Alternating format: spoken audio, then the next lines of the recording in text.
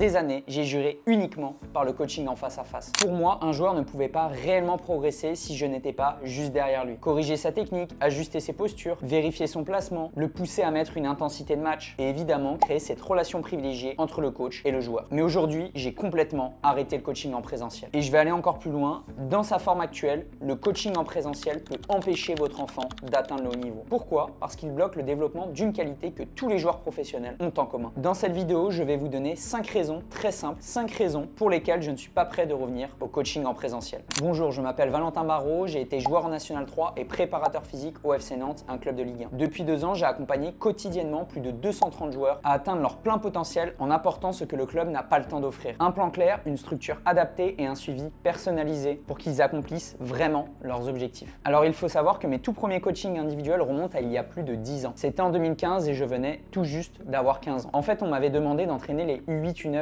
de mon club. Très vite, je me suis rendu compte qu'avec 20 enfants en séance, on ne peut pas faire grand chose. Alors j'ai commencé à en prendre certains en individuel au City. Rien de très sérieux à l'époque, mais les plus sérieux progressaient rapidement. Et ça m'a donné envie de continuer. À partir de là, je ne me suis plus arrêté. 3 ans plus tard, à 18 ans, j'ouvrais mes premières vraies séances officielles. Avec une vingtaine de joueurs dans la région nantaise, je faisais mon petit bout de chemin tranquillement. Je voyais pas mal de gros progrès de la part de mes joueurs. On bossait sur la technique, sur le physique, sur la posture. Et en plus, je leur donnais quelques conseils par-ci par-là sur l'hygiène de vie, l'importance du sommeil, de la nutrition, etc. J'essayais vraiment de transmettre au mieux ce que j'apprenais à la fac de sport en même temps. Mais il y avait un hic. Je sentais qu'au fond de moi, pour chaque joueur que je suivais, je pouvais faire tellement plus. Le problème, c'est que j'avais toujours le même schéma qui se reproduisait. J'accueille un nouveau joueur, il progresse énormément, puis au bout de quelques mois, ça s'essouffle. Pourquoi? Parce qu'après 1 heure de séance, je n'avais plus aucune main sur tout le reste de la semaine. Et dans le meilleur des cas, je les voyais 1 fois par semaine. Impossible de mettre en place un vrai suivi quotidien, c'était tellement frustrant. Puis je rentre au FC Nantes en tant que préparateur physique pour les jeunes du centre et les féminines. Comme à mon habitude, j'en prends quelques-uns individuellement pour leurs demandes spécifiques. Et là, arrive le Covid, catastrophe, mais pas le choix, les joueurs doivent impérativement rester en forme. Pour moi, qui ne jurais que par le face-à-face, je me disais intérieurement, comment est-ce que je vais faire pour,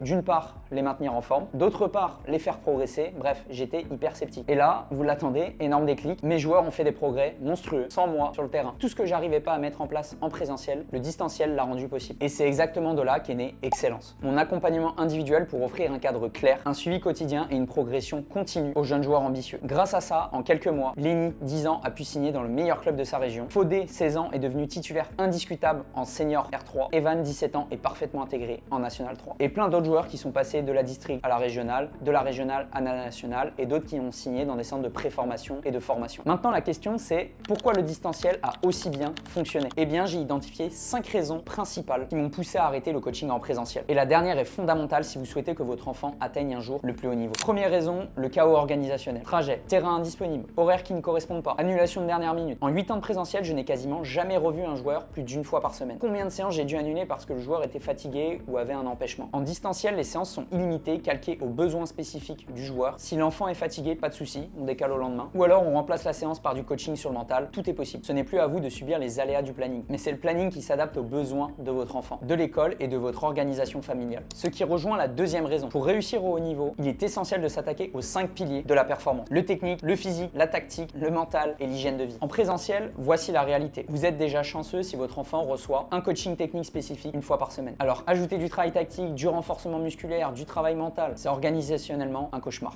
Le distanciel, lui, ça rend tout cela possible. Chaque semaine, tous les piliers sont adressés de manière ultra cohérente. La troisième raison, beaucoup d'échecs évitables viennent d'un déséquilibre entre ces 5 piliers. Souvent, on va penser que le manque vient d'une technique insuffisante, d'un manque de physique ou d'une mauvaise compréhension tactique. Mais la plupart du temps, on se rend compte que ce qui va faire réellement la différence, c'est tout ce qui se passe en dehors du terrain, le fameux travail invisible. Mental, hygiène de vie, renfo, sommeil, nutrition, gestion de carrière et recrutement. Et c'est en travaillant sur tous ces aspects qu'on va pouvoir déceler le véritable chaînon manquant à votre enfant pour lui faire passer un véritable cap. Et si on ne travaille qu'en présentiel, on va souvent se limiter qu'à cet aspect terrain. Si votre enfant stagne depuis quelques temps, il est peut-être temps de creuser là-dessous. Quatrième raison, le suivi 24 sur 24, 7 jours sur 7. Voici ce qui se passe avec un coaching classique. Une séance d'1 heure en présentiel et puis rien. Il est livré à lui-même jusqu'à la semaine prochaine. Un stage intensif d'1 semaine et puis silence radio. Chaque mois qui passe, la progression s'effrite. Pourquoi? Parce que maintenir un cadre, c'est extrêmement difficile sans accompagnement constant. Surtout à cet âge, entre 10 et 20 ans, où la structure est encore essentielle. Avec le distanciel, c'est différent. Chaque dimanche, sa semaine est planifiée sur mesure, en fonction de ce qui s'est passé le week-end, match, compétition, en fonction de son calendrier scolaire, en fonction de vos impératifs familiaux et en intégrant les 5 piliers de la performance. Et si un imprévu venait à se manifester, on réajuste immédiatement. Coup de mou le mercredi, on décale la séance au lendemain. Match important samedi, on prépare sa routine mentale le vendredi soir ensemble. Peu de temps de jeu ce week-end, on intensifie intensifie la séance suivante. C'est un filet de sécurité permanent. Et vous, en tant que parent, vous n'avez à vous soucier de rien, on s'occupe de tout. Cinquième et dernière raison, et honnêtement la plus importante de toutes, vous pouvez oublier tout ce que j'ai dit avant, la vidéo pourrait reposer uniquement sur cet argument. Savez-vous ce que tous les sportifs de haut niveau ont en commun? L'autonomie. Ils sont capables de travailler seuls, de se discipliner, de mettre de l'intensité même quand personne ne les regarde. Ils n'attendent pas qu'un coach soit à côté pour faire le job. Et malheureusement, dans sa forme actuelle, le coaching en présentiel ne développe pas assez cette autonomie. Au contraire, il crée souvent une dépendance. Le joueur travaille bien, mais seulement quand le coach est là. Alors que le distanciel, lui, oblige progressivement le joueur à devenir responsable, à s'organiser, à gérer son effort, à faire le travail invisible sans validation extérieure. Et cette compétence-là, elle dépasse largement le football. L'autonomie qu'il développe dans son entraînement, il la porte dans ses études, il la porte dans sa future carrière, il la porte dans toute sa vie. Vous ne formez pas seulement un joueur, vous formez un athlète, mais surtout, vous formez un futur adulte responsable. Et ça, c'est infiniment plus précieux que de marquer un but en plus. Les parents sont sensibles aux résultats visibles sur leur enfant, pas seulement sportifs, mais aussi comportementaux. Meilleure organisation, plus de discipline dans les devoirs, plus de maturité. Mon but ici n'est pas de critiquer le coaching en présentiel, loin de là, je l'ai fait des années. Les séances individuelles, les spécifiques, les stages permettent de vrais progrès, concrets et durables. Et en réalité, il est assez difficile de remplacer cette interaction coach-joueur que le one-to-one permet. On pourrait donc penser que le meilleur compromis serait une formule hybride. Présentiel pour le terrain, distanciel pour tout le travail invisible. Mais cette idée pose encore deux gros problèmes. D'abord, le chaos organisationnel dont on a déjà parlé dans les 5 raisons. Ce problème restera exactement le même. En ajoutant toute la logistique des séances terrain, avec les trajets, les créneaux, terrains disponibles, etc.,